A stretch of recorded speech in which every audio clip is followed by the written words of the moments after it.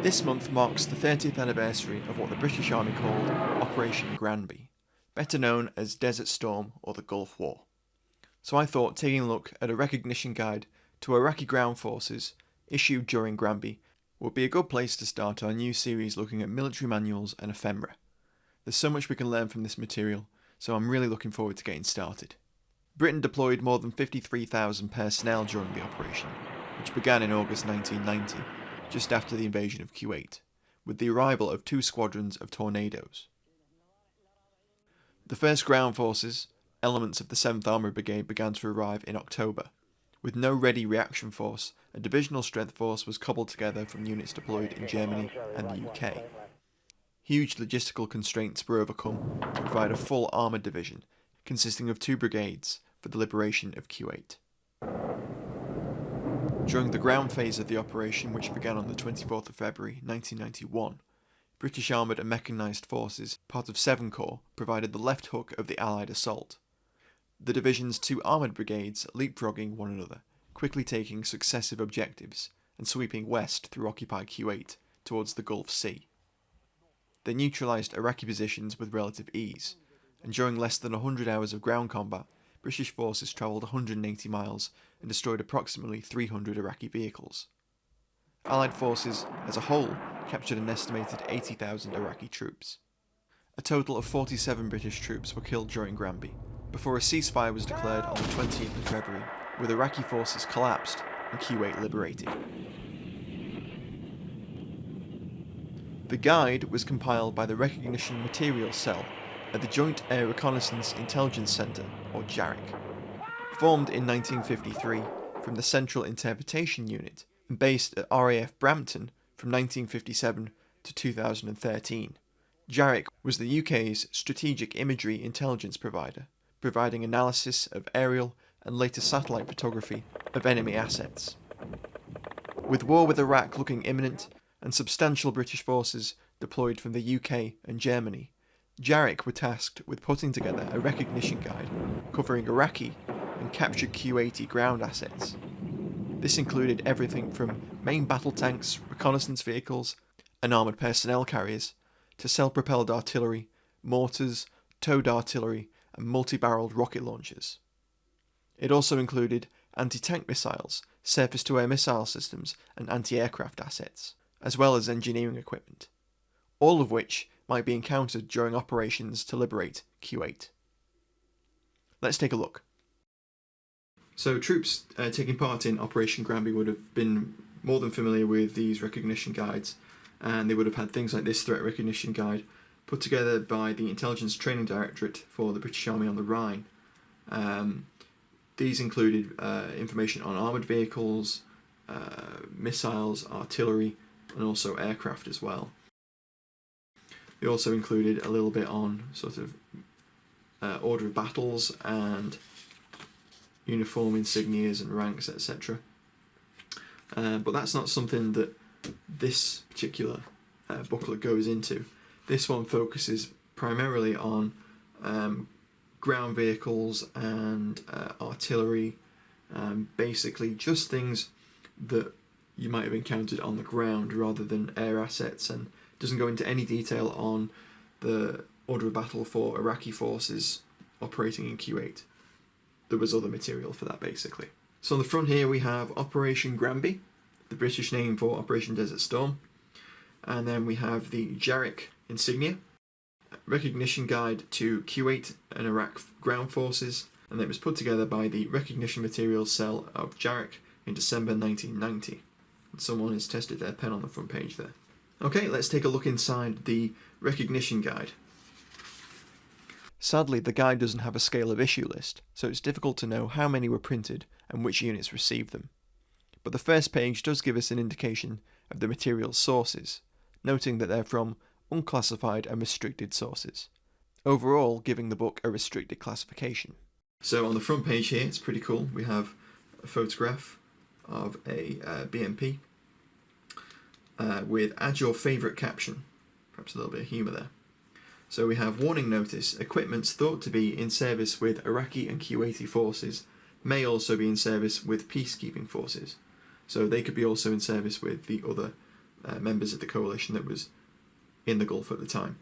The booklet has been produced by RMC JARIC for Op Granby and has been compiled from unclassified and restricted sources, so should therefore be considered as a recognition guide only. And then we have who to address any questions about the booklet. Next page is a full sort of index contents layout for main battle tanks, reconnaissance vehicles, armoured personnel carriers, self-propelled artillery, command vehicles, towed artillery, mortars, multi-barrel rocket launcher systems, anti-tank missiles, surface-to-surface missiles, surface-to-air missiles, anti-aircraft weapons, engineering and bridging, engineering vehicles, mine warfare, and NBC warfare. Each section is headed by one of these silhouette pages, and as we get into it, we'll begin with tanks. So each page is laid out with some basic information and some recognition features, a photo or a couple of photographs, and if available there'll be a line drawing as well, giving the side profile and the top view as well. So it's really cool to see a chieftain, which was obviously in service with Kuwaiti forces at the time, and some had been captured, so it was relevant to show that in the recognition guide. M47M pattern tanks, a couple of those, a 48 pattern, and an M60 as well. A couple of variants of the M60. Then we're into the con block sort of tanks that would have been available to Iraq at the time. So we have the T-54-55, a couple of pages on variants, the T-62, and the ubiquitous T-72 as well. Some of the variants of the T-72. Type 59, Type 69, and then a Vickers Mark 1. Really interesting to see some of these. Reconnaissance vehicles, basically all sorts of different vehicles included in here. AML 6090, French I believe. BRDMs, BRMs, all the classic sort of Cold War con block armoured vehicles are included. They would have been readily available, recognition photographs, etc., from stuff compiled for British Army on the Rhine.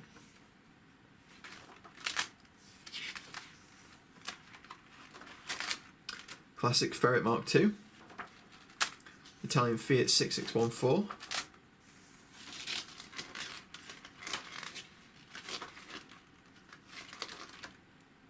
Scorpion, interesting.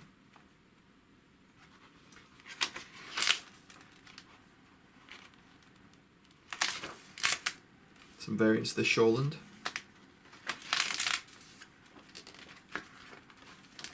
And the PT-76, that's really cool to see.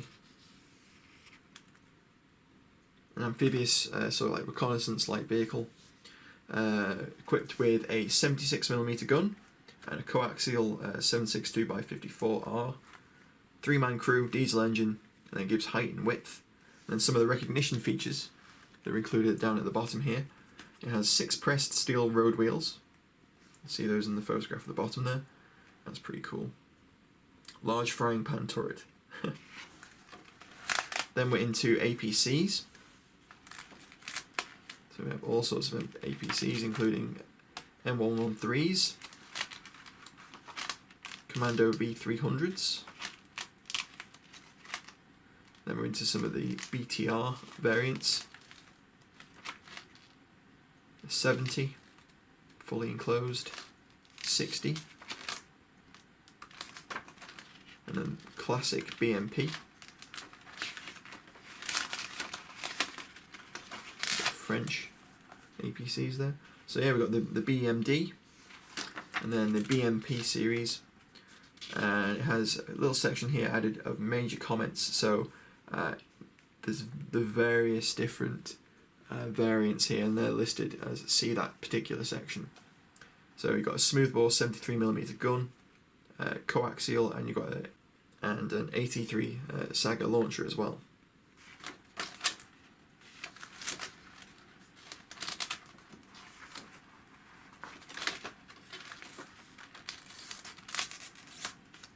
Some more APCs.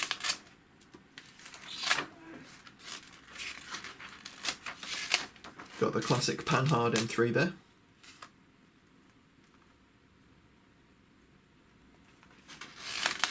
Saracen. I think British troops probably would have recognised those.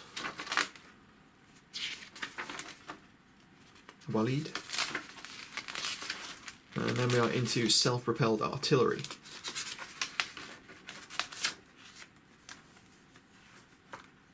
Got some, what I presume are Iraqi prototypes.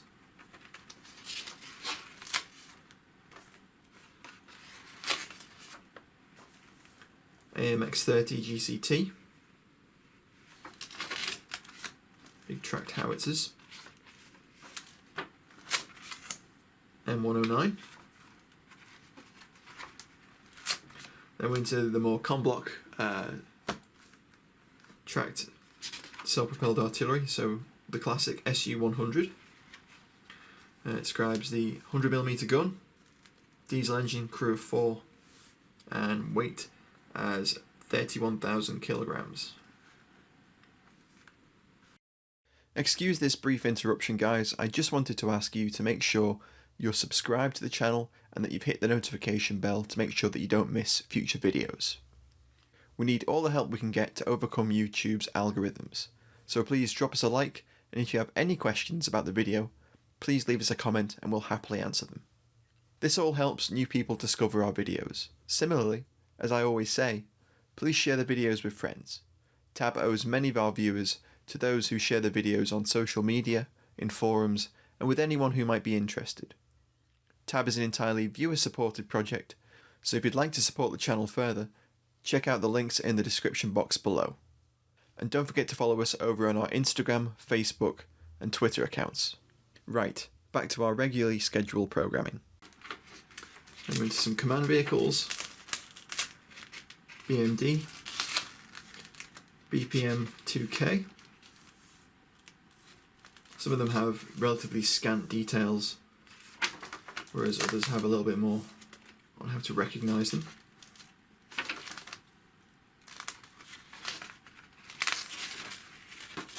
And then we're into towed artillery.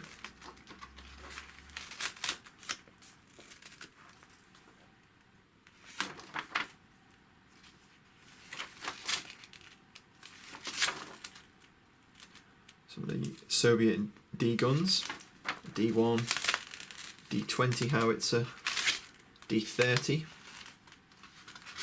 122mm gun, 85mm D44, substantial kit, D74, and a G5. Some of the wheeled howitzers, M30, 46,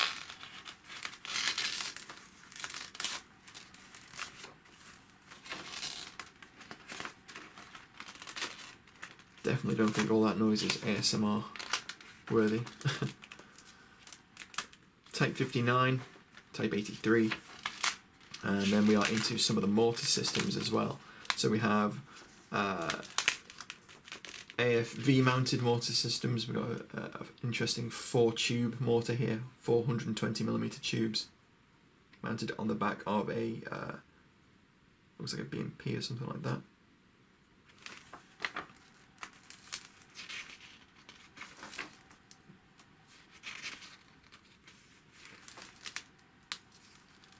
Interesting T54 mounted 160mm mortar there. That's really, never seen one of those before. No specifications available. Looks like that was taken at a museum though. Then we're into MBRLS systems, ranging from the 262mm Orcans, 400mm, 132mm, the classic BM-1316.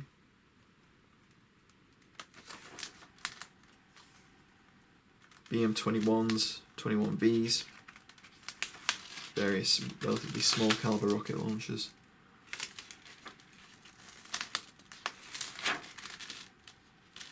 Not an expert on rocket launching systems, so I've not really got much to say on those. Now we're on to some pretty cool anti-tank guided missiles. So we have the A2 Swatter, the A3 Saga, which is a com-block anti-tank guided missile, frequently mounted onto BMPs, BMDs, etc., as we saw earlier. The A4 Spigot, which is sort of like a mounted or dismounted launcher. We've got a great photograph of it from a parade.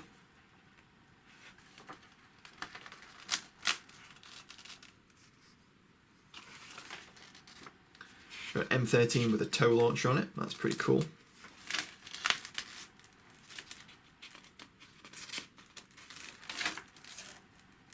Swingfire, British system.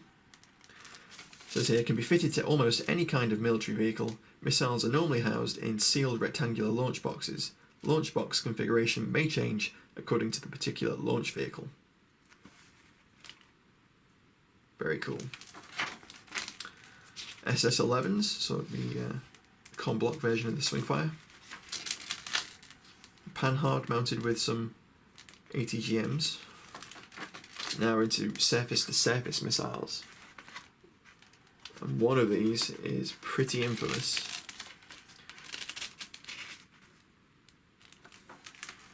Got the Frog 7 Tells.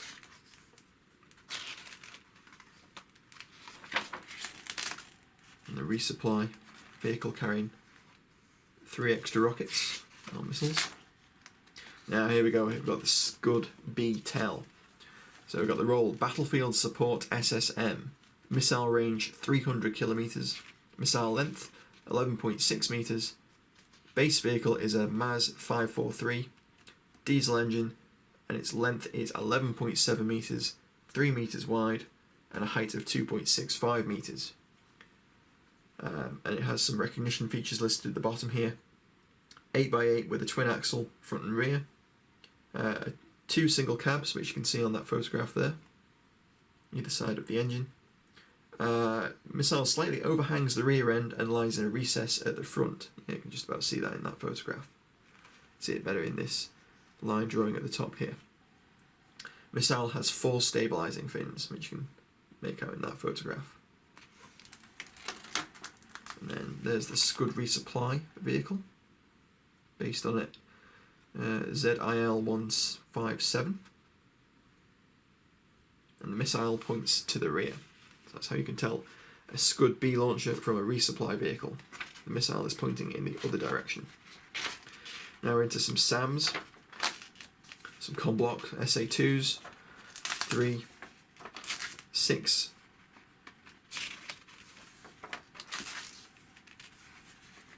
and then some handheld sort of SA7 Grail, which is kind of like a com-block version of the Stinger.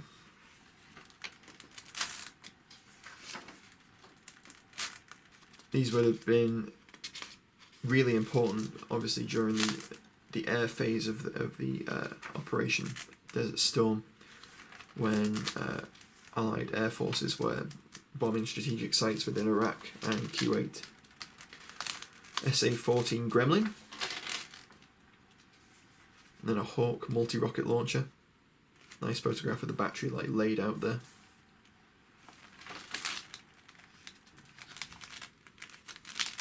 Roland. And then we're into more conventional anti-aircraft, so guns, etc. Starting off with the classic Bofors, a 40mm variant there. Hispana Suiza, 20mm. KS-12. Breech loading guns.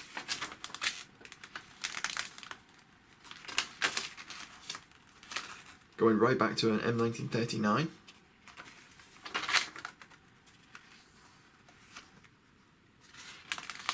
Orlecan twin mount, 35mm.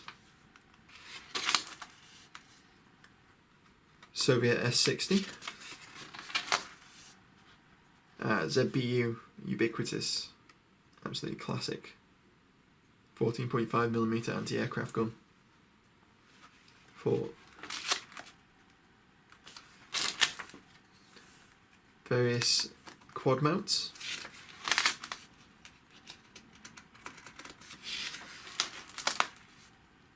Vehicle mounted 23mm quad mount.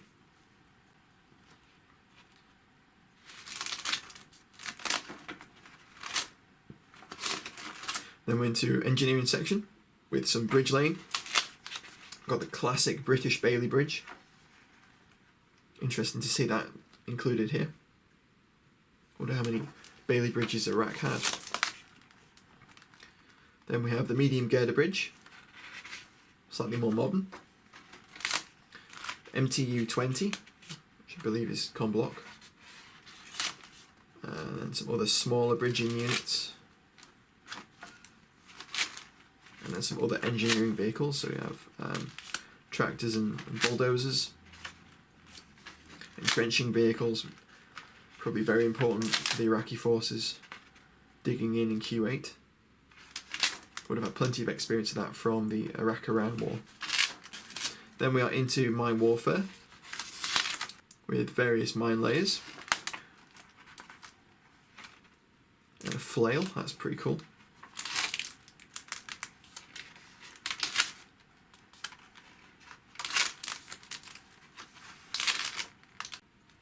Some great photographs of the mine layer being used. Truck towed behind a truck.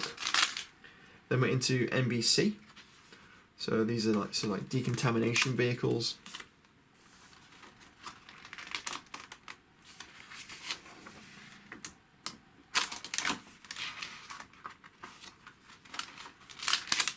And then we are at the end. There we go. Let me see, it's relatively roughly bound, but it's in pretty good shape.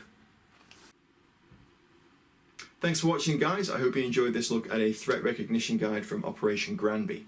I thought it would be the perfect thing to take a look at to commemorate the 30th anniversary of the Gulf War. We'll have many more videos looking at military manuals and other ephemera coming up in the near future. So if you enjoyed the video, please do like, share and subscribe. Sharing the video with friends really helps, and if you'd like to, you can also support the channel through Patreon. Thanks again for watching, and I'll see you next time.